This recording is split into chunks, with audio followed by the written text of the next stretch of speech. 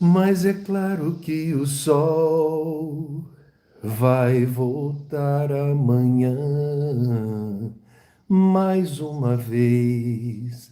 Eu sei,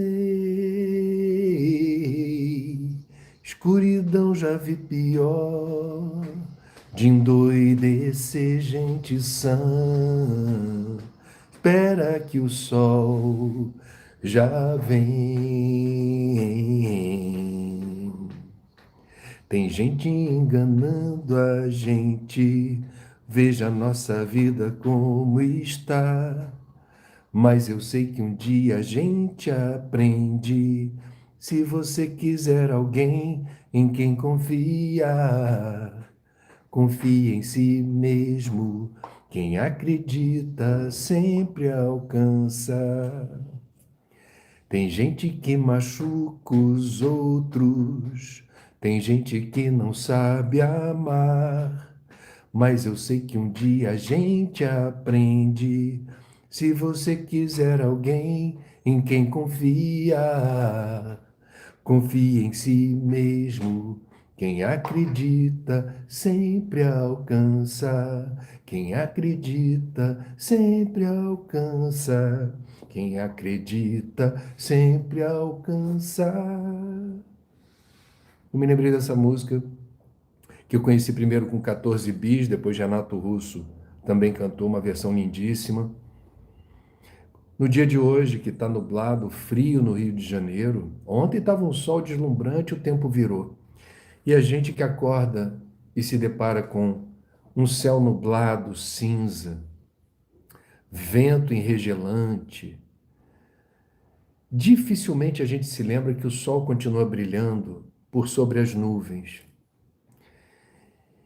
E eu acho isso simbolicamente muito importante. Nos momentos mais nebulosos da nossa existência, nós temos uma inclinação que não nos favorece de achar que a tempestade, o tempo ruim, que nos assusta, nos amedronta, a gente esquece que toda tormenta é passageira, toda tempestade passa. Nós perdemos, por vezes, a capacidade de fazer a melhor leitura de fenômenos da natureza. Quando se viaja de avião, e o avião, num tempo como o de hoje, avança e ultrapassa aquele colchão felpudo de nuvens, é linda a imagem do sol que prossegue brilhando acima dessas nuvens. A letra dessa linda música começa assim: mas é claro que o sol vai voltar amanhã. Mais uma vez, eu sei. Nós estamos no Setembro Amarelo. Esse é o primeiro Papo das 9 de domingo especial, ao vivo, dentro do Setembro Amarelo. E eu não vou desperdiçar, óbvio que não, a chance, a oportunidade de discorrer sobre esse tema que me é tão caro, que toca tão profundamente o meu coração, sendo eu jornalista, sendo eu espírita, sendo eu autor de um livro sobre prevenção do suicídio. A gente precisa falar sobre isso em qualquer circunstância, especialmente em período de pandemia. Eu sei que o pior já passou, mas a gente ainda não venceu, não debelou totalmente a circulação do vírus, que ainda causa mortes, mas, evidentemente, no mundo, não apenas no Brasil, a pandemia agravou estados de debilidade, de fragilidade psíquica e emocional. E isso teve intercorrência. Eu vou compartilhar daqui a pouco alguns números para a gente ter ciência desse momento. Deu Há registros de uma elevação importante de indicadores alusivos à saúde mental, né? Especialmente depressão, transtorno de ansiedade. Então, quem está vivendo essa situação ou quem está convivendo com uma pessoa que está, neste instante, experimentando o dissabor de um dia cinzento, nublado, acachapante, um vento enregelante, precisa ter ciência de que acima das nuvens o sol prossegue brilhando e que toda tormenta e toda tempestade é passageira.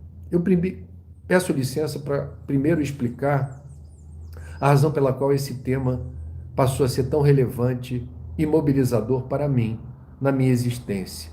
Muita gente não sabe de que maneira eu me aproximei do tema da prevenção do suicídio, né?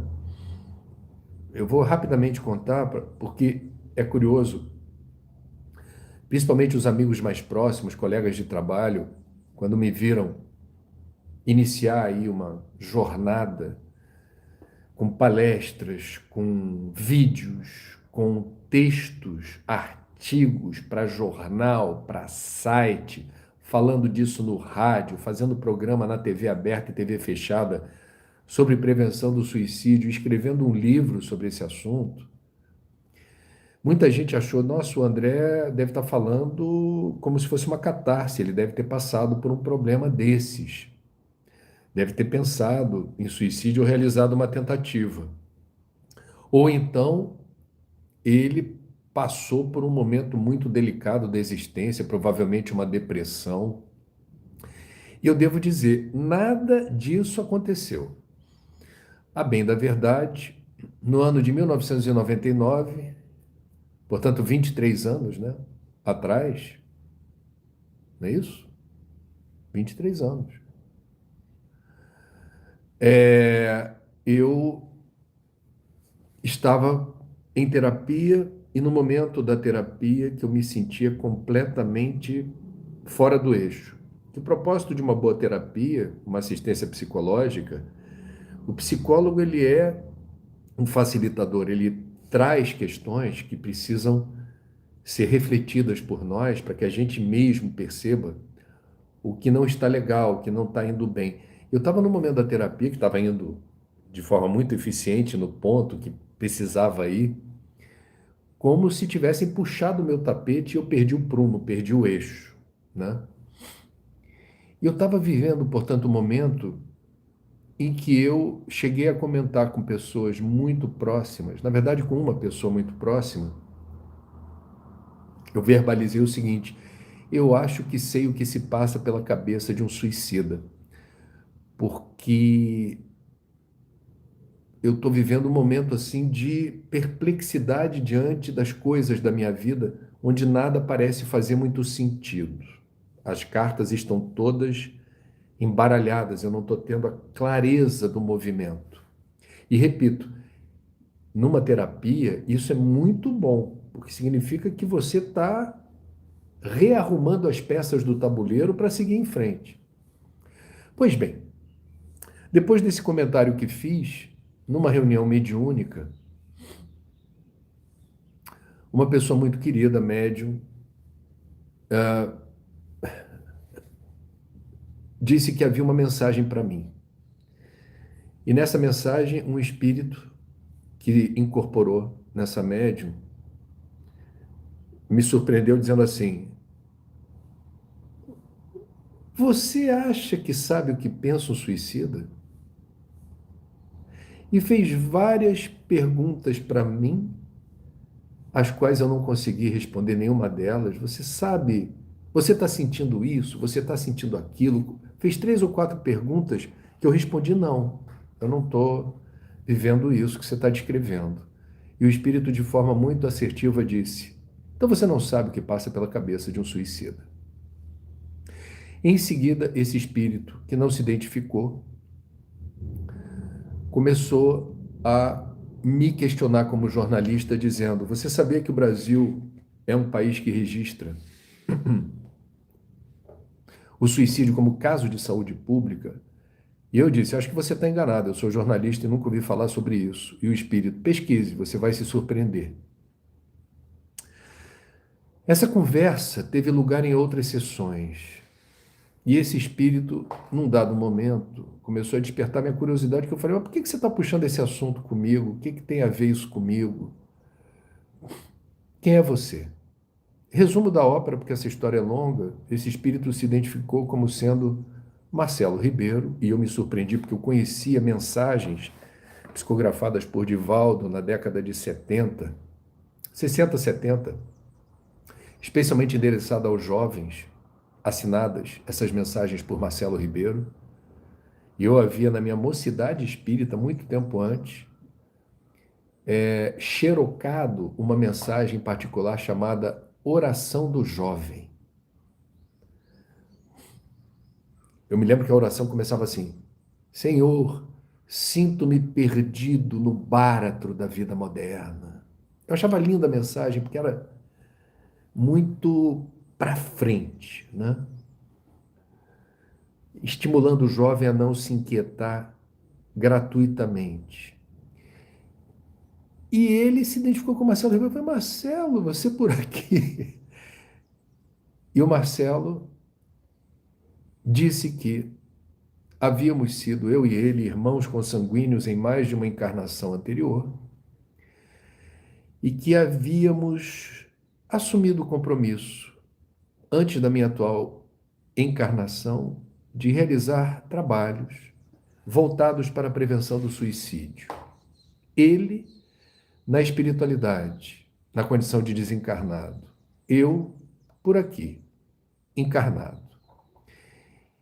E, obviamente, como espírita, deve ser sempre desconfiado, cuidadoso. Eu procurei checar essa informação com médiuns, outros que eu confio e que são muito experientes no exercício da mediunidade, e tive a confirmação de que, de fato, havia entre nós esse elo e que Marcelo estava numa fase da minha existência com autorização para se aproximar e dar ensejo à minha curiosidade sobre um tema que até então eu não tinha o menor interesse, a menor disposição de pesquisar, muito menos falar ou escrever sobre suicídio. Era um tema absolutamente pesado, indigesto. Eu falei, eu não tenho nenhum motivo pessoal, espontâneo, para querer me aproximar desse assunto. É um assunto muito chato do ponto de vista do peso. E é muito interessante o que aconteceu, porque eu entendi que deveria cumprir a minha parte nesse acordo e falei, eu vou fazer o que está ao meu alcance. A primeira palestra que eu dei sobre suicídio, em 1999, numa casa espírita, foi no Centro Espírita Joana de Ângeles, em Copacabana.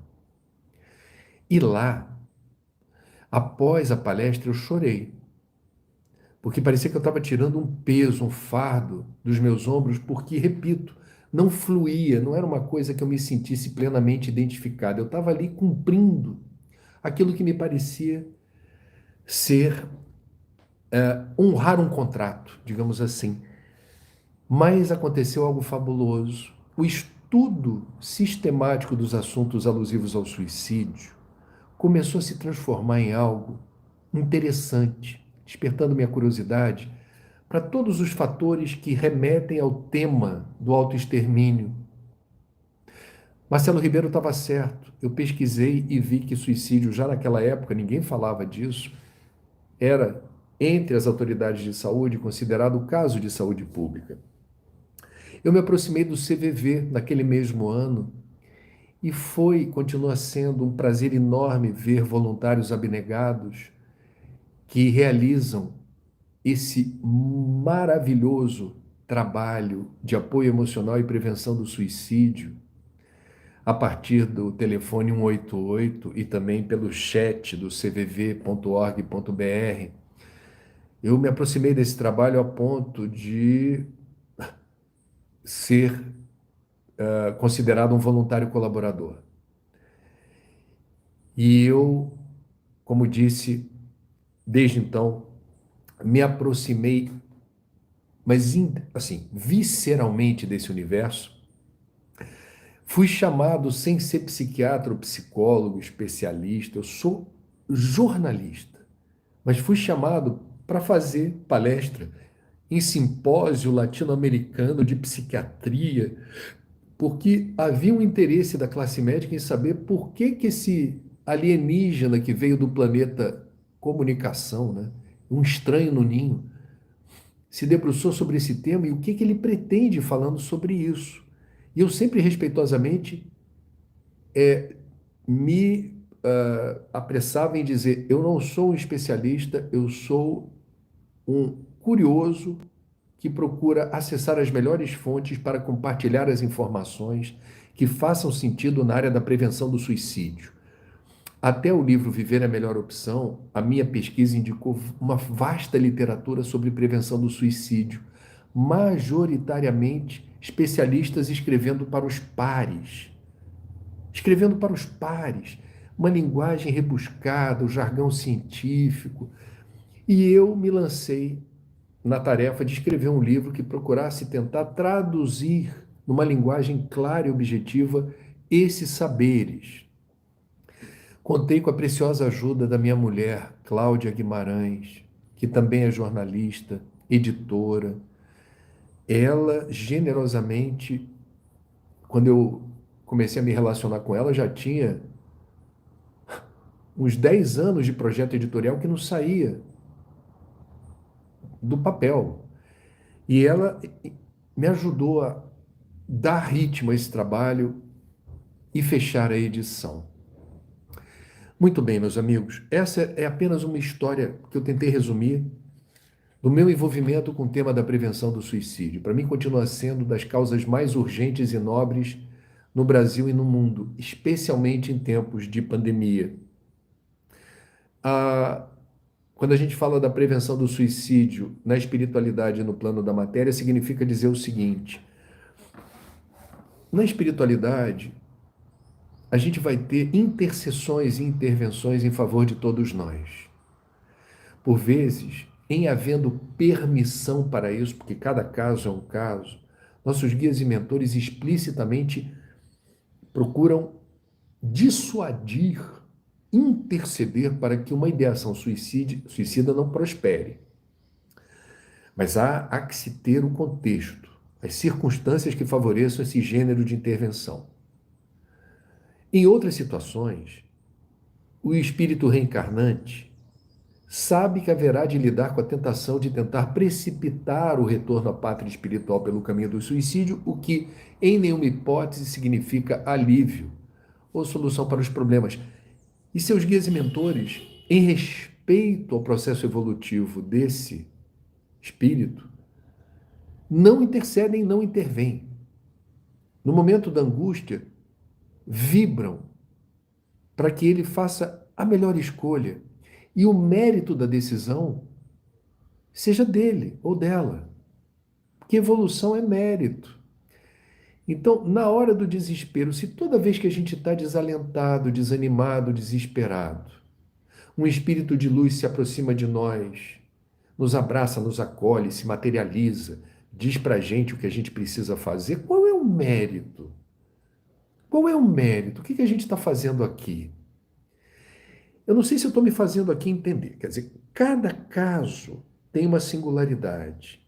E quando a gente fala, portanto, de prevenção do suicídio do lado de lá, as ferramentas são muito frágeis. Porque, como disse, cada um de nós encarnado é soberano no exercício do livre-arbítrio. Cada um de nós precisa ser responsável pelas escolhas que faz e disso resultará as consequências em favor ou contra nós. É a pedagogia espiritual, a gente aprende com os erros e aprende com os acertos. Muito bem.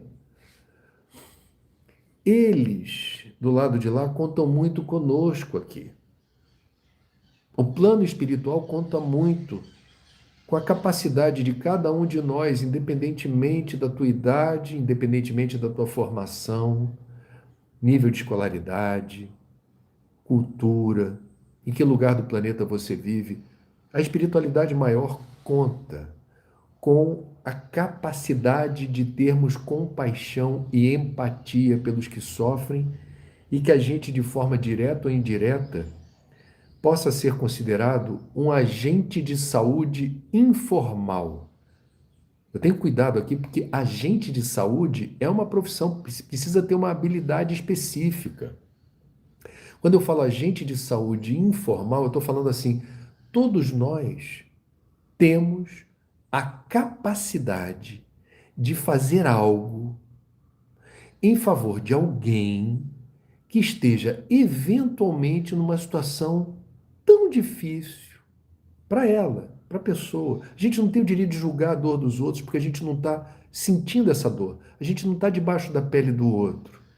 Por isso que a gente tem que ter muito respeito pela pessoa que sofre. A gente não sabe qual é o tamanho daquilo e o nível de desconforto. Então, cada um de nós tem um poder de realizar algo em favor do desarme de uma bomba relógio, que é uma metáfora que me parece muito importante. Nós temos o poder de acionar uma bomba relógio, metaforicamente. A ideação suicida pode resultar no colapso orgânico, isso não é desejável. A gente vai falar sobre isso mais à frente. Por quê? Seria bomba relógio. Nós temos a capacidade de ativar bombas relógio. Mas a mesma capacidade que temos de ativar, nós também temos de desarmar essa bomba. Que ela não exploda. Que ela não seja ameaçadora para a nossa resiliência física, mental e espiritual. Nesse sentido, todos nós temos a capacidade de fazer algo e, em fazendo, sermos agentes de saúde informais. O acolhimento que eu tive dos profissionais ligados à psiquiatria, psicologia, suicidologia, que também existe, foi nessa direção. Eles olhavam para mim e falavam assim: o André não é da área, ele não é um especialista, ele não tem a formação, mas ele ajuda quando divulga aquilo que tem origem no nosso saber e no nosso conhecimento. A gente que se debruçou nesse assunto nem sempre se comunica bem. A gente não consegue explicar direito o que é depressão, o que é transtorno de ansiedade, os fatores de risco suicida, o que é prevenção, o que é pós-venção. Então, eu estou tentando aqui explicar para vocês que, mesmo sendo um ignorante da ciência psicológica ou psiquiatra, estrito sensu, porque eu não tenho a formação, eu procurei entender aquilo que seria o mais importante para desarmar bombas relógio. É para isso que eu estou aqui hoje de manhã, ao vivo, na minha folga, com vocês. Feliz da vida, porque eu estou me sentindo útil, de alguma forma, dando aqui um depoimento no Setembro Amarelo que possa, de alguma maneira, explicar por que existe essa campanha de prevenção do suicídio. Eu vou começar lembrando que suicídio é um tabu, né? Há mais de 20 anos atrás, quando eu comecei a me interessar sobre esse assunto era absolutamente proibido, em diferentes níveis. Não havia campanha pública de prevenção do suicídio, o setor privado não queria apoiar iniciativas tão importantes como a do CVV, porque não queria misturar a imagem da empresa com... Isso passou, graças a Deus, mas acontecia com muita força. Não, o CVV é lindo o trabalho, mas prevenção do suicídio, a gente vai se misturar com suicídio, isso não é legal. A gente via o tabu se manifestando quando alguém estava conversando e puxava o assunto por um caso de suicídio, a pessoa, ih, não fala disso não, isso traz mau agouro, não fala não, não é para falar. Por que a gente precisa entender a importância da comunicação na área da prevenção do suicídio? Na área da saúde pública, eu peço vênia, peço licença aqui a médicos, enfermeiros, psicólogos e psiquiatras que eventualmente nos assistem. Prevenção se faz com informação em qualquer morbidade, patologia ou doença. Não é possível a gente achar que a promoção da saúde se faça apenas pela existência de médicos e enfermeiros. Não. A informação que permite que as pessoas tomem providências para não deixar a saúde ficar debilitada. Então, quando você fala de prevenção da tuberculose, é a informação que livra uma pessoa de cenários hostis como tuberculose. Quando a gente fala de DST-AIDS, as doenças sexualmente transmissíveis e AIDS, a prevenção salva vidas, a prevenção nos livra de problemas horrorosos, de toda a fauna de micro-organismos patológicos que, numa relação íntima, podem determinar problemas. Precisa de informação, tem que falar sim, e tem que falar desde cedo na escola para os adolescentes. Parar com essa bobagem de dizer, mas isso é a perdição, é a obscenidade. Não, tem que falar, tem que pegar lá uma banana, pegar um preservativo, botar o preservativo e falar, se você for por aí, tiver uma namorada ou tiver alguém que você tem uma relação, saiba como usar, porque se você não fizer isso daqui, vai dar problema. É um risco enorme de dar problema. Então proteja-se, previna-se. Quando a gente fala de prevenção de doenças coronarianas, doenças cardíacas, quando a gente fala de prevenção de obesidade mórbida, quando a gente fala de prevenção de doenças transmitidas por mosquitos, poxa, o que mais tem no Brasil, né? Febre amarela, dengue, chikungunya, zika, mosquito. Como é que você promove saúde sem informação? Informação salva vidas, informação é aliada da saúde. Isso vale para o suicídio. Não se faz prevenção do suicídio sem informação. A informação tem um lugar estratégico no desarme dessas bombas relógio que podem determinar a ideação suicida e uma tentativa de suicídio. Informação salva vidas. Aí você vai dizer, peraí, André, mas suicídio não é doença. Sim, suicídio não é doença. Suicídio é a culminância de um processo mórbido, multifatorial e complexo. Falei bonito agora, mas eu vou repetir o que eu ouço dos especialistas. Suicídio em si não é doença. Suicídio é a culminância, é o ponto de chegada de vários processos eventualmente mórbidos que resultam na ideação, no projeto. A pessoa começa a plasmar aquilo, ela começa a ruminar naquela direção e a gente precisa estar atento para entender. Tem uma frase que eu não gosto da frase, eu vou explicar por quê, mas ela cumpre uma função importante que diz assim: o suicídio é uma solução definitiva para um problema temporário. Por que eu não gosto da frase? Primeiro, deixa eu falar por que eu gosto. Eu gosto porque ela é feliz no sentido de você. Solução definitiva para um problema que é temporário. Mas é claro que o sol vai brilhar amanhã, eu sei, mesmo com o dia nublado. A gente sabe que o sol brilha acima das nuvens e que a tempestade é passageira. Então, os problemas são temporários. Claro, alguns problemas vão requerer ajuda especializada, alguns problemas vão demandar um nível de assistência profissional, mas são passageiros. São passageiros. E o suicídio, portanto, é uma bala de canhão para matar uma mosca. É esse o sentido da frase, na minha opinião. Eu não gosto da frase porque diz que é uma solução definitiva. O suicídio não é solução. Eu estou muito à vontade, gente, para falar sobre isso aqui com vocês. E veja, não é apenas dentro da perspectiva espírita. Eu conheci psiquiatras e psicólogos e suicidólogos materialistas, ateus.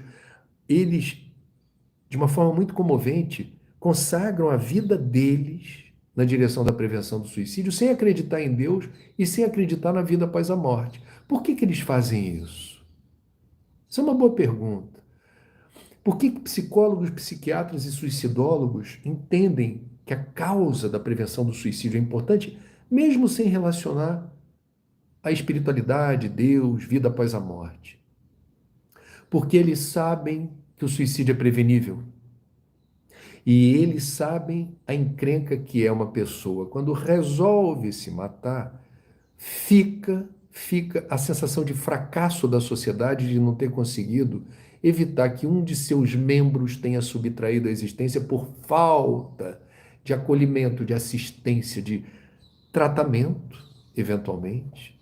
E porque o suicídio, isso é muito interessante, é um dado da Organização Mundial da Saúde, uma pessoa que se mata, ela deixa entre 5 e 6 pessoas próximas, eu estou falando de familiares e amigos, numa situação devastadora do ponto de vista psicológico e emocional. São pessoas que vão requerer ajuda especializada. Eu já conversei com algumas pessoas nas minhas pesquisas para o livro Viver é a Melhor Opção, que tiveram em família o trauma de perder um ente querido pelo suicídio. Isso é um tabu em família, é um assunto proibido, as pessoas não querem falar, ou quando falam, isso traz reminiscências muito dolorosas, muito traumáticas, e isso se perpetua na linha do tempo. Veja, um ato cometido num segundo tem o poder. Eu só estou falando de quem ficou, nem estou falando de quem cometeu o suicídio. Os que ficaram levam, por um tempo indeterminado, uma enorme dor, às vezes culpa, porque dizem, se eu tivesse por perto, se eu tivesse prestado mais atenção. É uma coisa horrorosa. As pessoas ficam traumatizadas. Portanto, a gente precisa ter a responsabilidade de entender o que é o suicídio do ponto de vista da saúde pública. Porque vai deixar um buraco, vai deixar um trauma num grupo próximo de pessoas e isso tem repercussão, inclusive, na economia. É interessante as leituras que a Organização Mundial da Saúde faz. O suicídio, no livro tem os números lá do PIB mundial, qual é o percentual do PIB comprometido pelo suicídio. Porque pessoas, por vezes, que estão numa idade economicamente ativa de trabalhar, elas fazem falta. Ninguém é insubstituível, mas não se repõe rápido um profissional que está fazendo bem o seu trabalho. Haverá ali um déficit, um problema. As pessoas próximas que ficam com o trauma de terem perdido o ente querido pelo suicídio, igualmente não permanecem produtivas, se é que me entende. Você precisa de um período que é o do luto, mas por vezes, além do período do luto, o tratamento. Você precisa de ajuda para seguir em frente, porque você não lidou bem, você não conseguiu superar a ideia de que sua mãe, seu pai, seu irmão, seu filho se matou. Você vai ter que descobrir uma rota de reequilíbrio, o reassentamento da lucidez e da razão para enfrentar esse problema de outra forma. Uma dor que não seja paralisante, uma dor que não seja traumática, uma dor que seja suportável. Claro que isso é possível, mas isso vai demandar ajuda, vai demandar trabalho. Vocês entendem o que eu digo? Quando a gente está falando, portanto, da importância da informação para que as pessoas saibam exatamente o que é e de que se trata suicídio. Eu dizia, e vou aqui falar bonito, mas a autoria da expressão não é minha, isso eu aprendi com os especialistas, o suicídio é um problema complexo e multifatorial. Multifatorial significa que ele pode ter intercorrência com questões psicológicas, emocionais, culturais, biológicas, genéticas. E nunca há uma única causa, percebe? Quer dizer, a gente vai ter aqui um combo de questões que podem abrir espaço para ideação suicida. Portanto, é falsa a ideia de que tenhamos um estereótipo do suicida. Numa sociedade que valoriza rótulos, o estudo do suicídio nos traz de forma ostensiva a ideia de que, a rigor, todos nós, sem exceção, precisamos estar atentos e vigilantes nos momentos em que, fragilizados psíquica ou emocionalmente, podemos flertar com a ideia do suicídio. Não existe um rótulo, não existe um estereótipo. Quem se mata normalmente É assim, assim e assado. Não se paute por isso, não se fie nessa informação, porque ela realmente não faz sentido.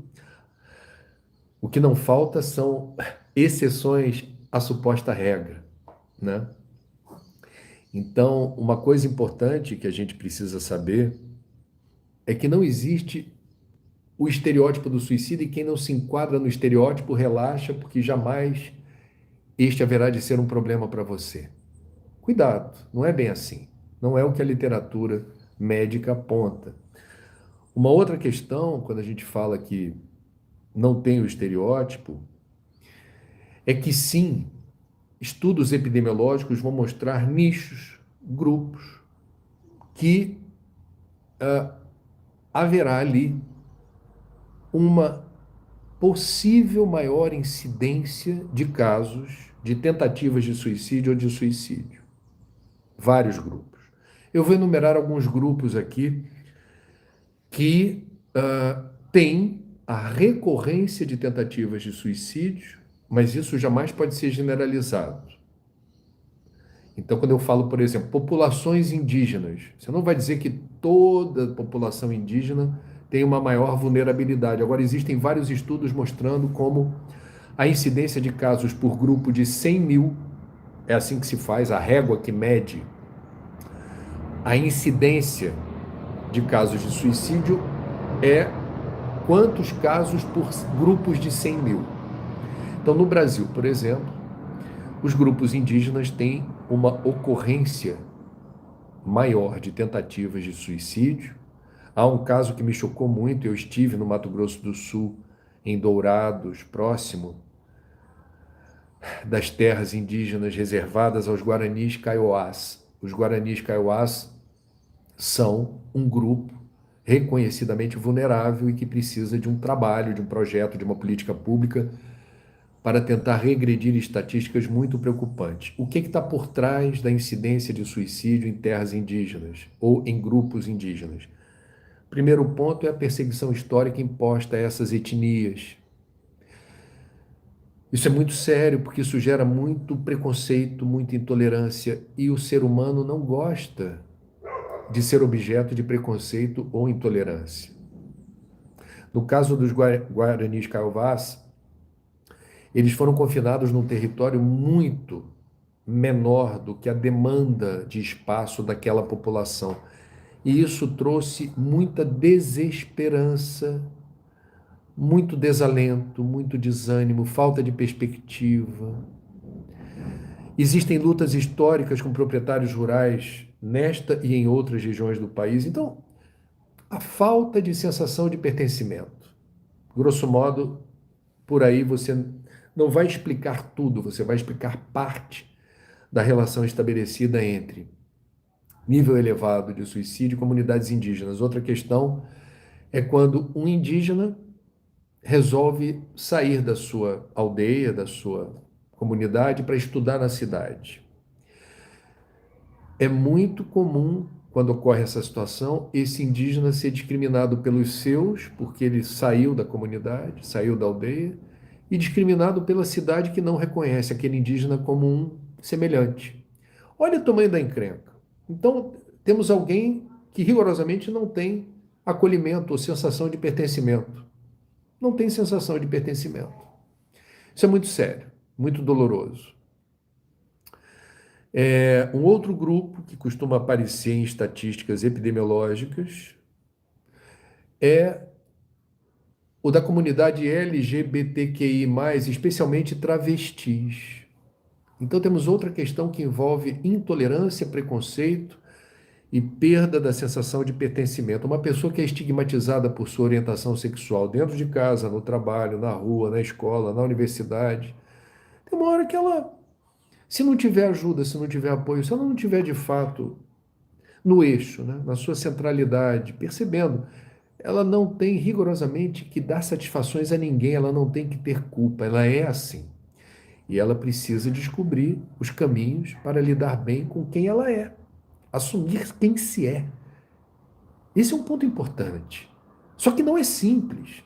Então, algumas pesquisas, alguns indicadores apontam para índices elevados de tentativa de suicídio numa comunidade que, dependendo do lugar do Brasil e das circunstâncias, sofre muito pelo estigma de ter uma orientação sexual distinta dos heterossexuais. E isso é abominável. Isso é abominável. Eu, sinceramente, acho que tem tantas coisas que a gente no planeta precisa evoluir, e uma das mais importantes é entender o semelhante sem julgá-lo de forma tão, eu diria, rasteira, grosseira, que as pessoas precisam ser do jeito que você acha que seja o certo, né? Não, não está certo ser homossexual ou bissexual, você tem que ser hétero. É uma coisa assim difícil de entender em pleno século XXI, que a orientação sexual defina quem você é. Não, você é muito mais do que a sua orientação sexual. Agora, ela é a sua orientação. Ninguém tem nada a ver com isso. Ninguém tem nada a ver com isso. Quem fica fuçando, bisbilhotando, fazendo fuxico, futrica com a orientação sexual alheia, vai responder por isso perante o Tribunal da Consciência. O juízo final está aqui, ó, a consciência. O tempo e a energia que por vezes a gente perde, quando se envolve com questões que não nos dizem respeito. Tem nada a ver com isso, você não tem nada a ver com isso. Nada, nada a ver com isso.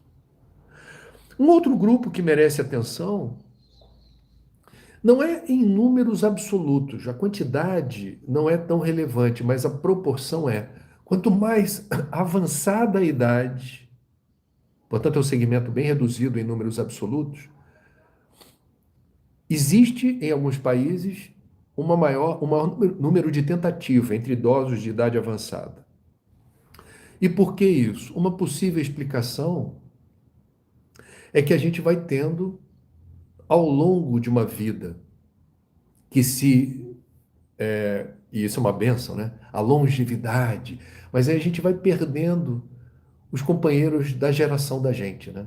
Aquele grupo da escola ou da universidade, ou grupo de trabalho, de repente você começa a acumular perdas. Isso é muito doloroso. Uma outra questão dolorosa é a constatação de que não temos mais o mesmo vigor, a mesma saúde, já não dá para comer tudo que você comia antes, tem que prestar atenção no colesterol, na taxa de açúcar do sangue, lipídios, hormônios. A gente tem que usar, não consegue enxergar mais direito as coisas. A gente começa a ter que lidar com circunstâncias que são limitadoras de uma condição que já tivemos de fluir na vida, né? A perda progressiva da força física e das habilidades que a gente tinha. Isso não é necessariamente um problema, mas pode ser. Se a pessoa se estigmatiza, se ela não aceita a ideia do envelhecimento, que é um processo absolutamente natural. Ninguém disse que é fácil, mas é um processo natural. E a gente precisa lidar de uma forma saudável com isso, de preferência com humor. Rir das próprias limitações. Eu, por exemplo, aqui em casa, em alguns momentos, já comentei isso aqui com vocês, a gente. Vou contar uma para você. Por exemplo, você está de óculos e bota outro óculos em cima, ou começa a perder sistematicamente coisas. Tudo isso que eu estou falando está acontecendo nessa fase da minha vida. Perder coisas. Perde carteira, perde crachá, perde o cartão de crédito. Perde. Cadê? Não sei, pô. Não sei. Mas onde é que você deixou? Eu falei, não sei onde é que foi parar. Isso, em boa parte dos casos, pode estar associado a trabalho, estresse, mas claramente, do meu ponto de vista, está associado também a um desgaste das peças, né? As peças começam a ficar desgastadas, e faz parte da vida, é isso. Uma outra questão é o estigma dos idosos, quer dizer, quando você começa a perceber, isso é muito doloroso, o desprezo dos filhos crescidos ou dos netos, né? Quando você percebe a ingratidão daqueles que foram objeto do seu amor mais genuíno, sacrificial. né? O amor doação, o amor renúncia, né? E essas pessoas que são seus filhos, na idade adulta, não têm a capacidade de manifestar gratidão e de lhe ajudar e lhe socorrer quando você precisa dessa ajuda. Então, veja, temos questões importantes aqui, muitas questões importantes que dizem respeito a como a gente, sabendo de tudo isso, tem o cuidado e a sensibilidade de não agravar situações que podem se tornar muito desagradáveis e hostis, desnecessariamente trágicas, quando a gente manifesta amor, amizade, gratidão, quando a gente está junto, quando a gente se preocupa com o outro, quando a gente está atento ao que acontece com o outro, seja o outro quem for. Um outro grupo que começou a aparecer nas estatísticas de suicídio no Brasil e no mundo é o de jovens, né? Na literatura, pode-se dizer a prevalência ou a aparição em indicadores preocupantes de tentativa e óbito por suicídio desse grupo mais jovem não é de muito tempo. Isso começou a aparecer há relativamente pouco tempo. E isso ainda inspira muitos trabalhos de quem é psiquiatra, psicólogo ou suicidólogo. O que está acontecendo com essa juventude que, por vezes, se precipita na direção das tentativas de suicídio, né? Não há conclusões simples. Na área da suicidologia, temos muito mais perguntas do que respostas. Agora, é forçoso dizer. O que significa ser jovem no dia de hoje? Para a gente tentar entender o psiquismo da juventude, que eventualmente vai na direção contrária à da vida, da força, da exuberância, da esperança. Eu tenho uma vida pela frente. Por que você vai pensar em suicídio? Pelo amor de Deus. Quando a gente se debruça sobre esse tema, a gente pode encontrar algumas pistas. Pistas. Primeiro, o que significa ser jovem nos dias de hoje, né? A primeira questão, e aí eu vou puxar a sardinha para o meu lado enquanto ambientalista, é viver num mundo que está sendo destruído sistematicamente, né? A parte ambiental.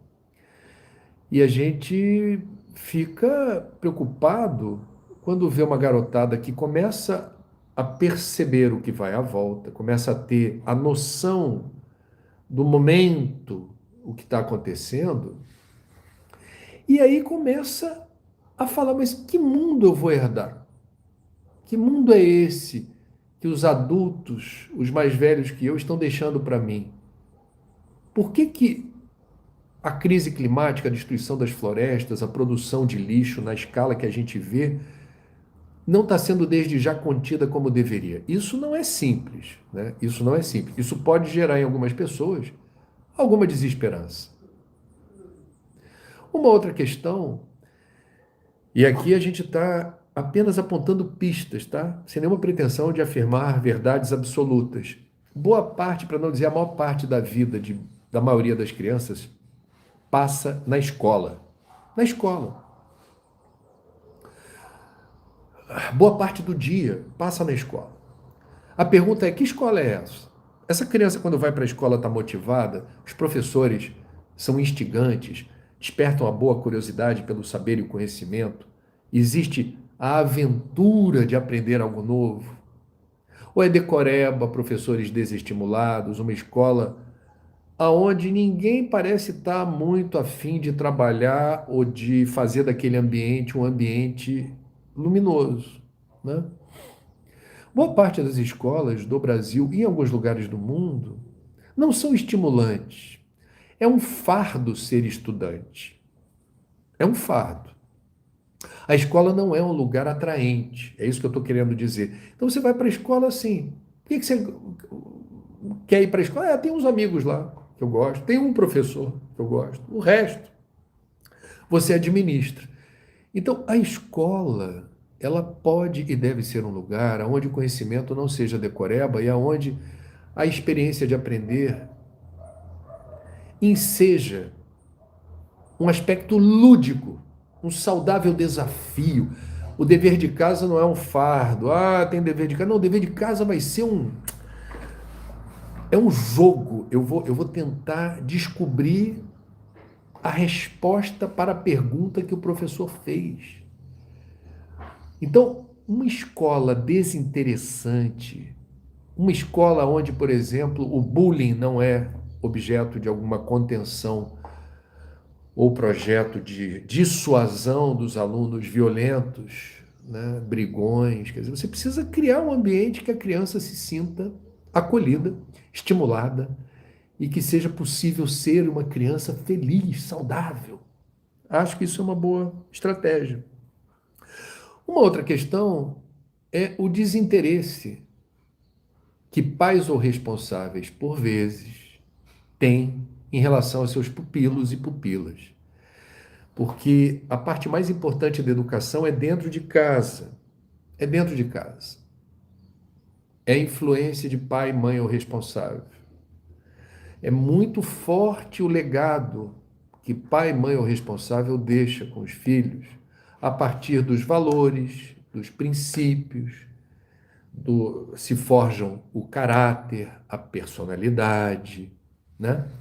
Então, quando a gente não é suficientemente atento e presente ao cuidado com os filhos, isso pode ensejar problemas no presente e no futuro. E veja, não é o tempo que se mede pela quantidade de minutos, tá? É a qualidade do tempo que se tem com filhos, filhas, adotados, filhos de sangue. Porque a qualidade é que vai determinar o resultado final de eu sou amado, eu sou querido. Meu pai, minha mãe, minha avó, meu avô, meu padrasto, meu tio, quem cuida de mim, gosta de mim, me ama. E isso não é pouca coisa. Isso é algo que fica incrustado dentro da criaturinha. E isso lhe dá suporte emocional. Ela sente que é querida e amada. Não tem preço. Eu já mencionei no Papo das Nove o contato que tive com um psiquiatra de São Paulo, que desenvolve um trabalho importante, associando automutilação. Sabe o que é automutilação, né? Quando a criança se corta, se fere. Existem comunidades que trocam imagens disso. É uma coisa mórbida, claro que tem algo muito errado aí. E esse psiquiatra descobriu a prevalência de meninas praticando automutilação.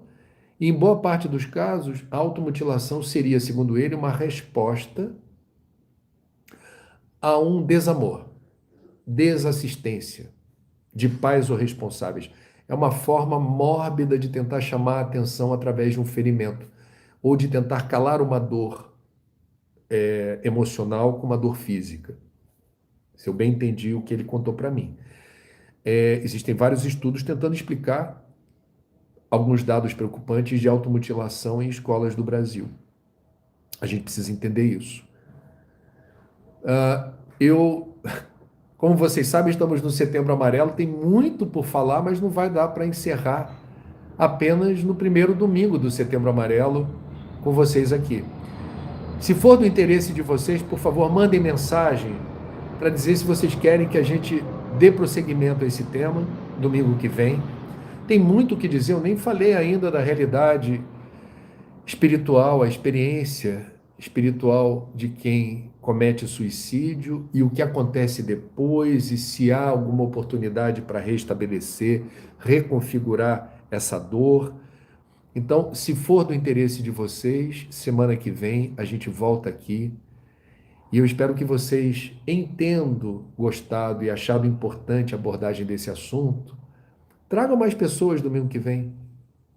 Divulguem para os seus amigos, pessoas que você ache que podem se beneficiar dessa informação. Vai ser legal. Obrigado pela atenção, pelo carinho. Hoje muita gente nos acompanhou aqui. Nesse exato momento, mais de 4.300 pessoas juntando YouTube e Instagram ao vivo, fora o povo que passou. Espero que domingo que vem a gente consiga dar ensejo a esse nobre propósito da valorização da vida. E se você quiser, no melhor estilo, quem canta os males espanta, afugentar pensamentos mórbidos que porventura o visitem nesse instante, ou pessoas próximas a você, canta uma música que suavize a psicosfera, que traga esperança, alento, coragem de viver. Uma delas é essa que eu comecei o Papo das 9 hoje. Mas é claro que o sol vai voltar amanhã, mais uma vez. Eu sei, escuridão já vi pior, de endoidecer gente sã. Espera que o sol já vem.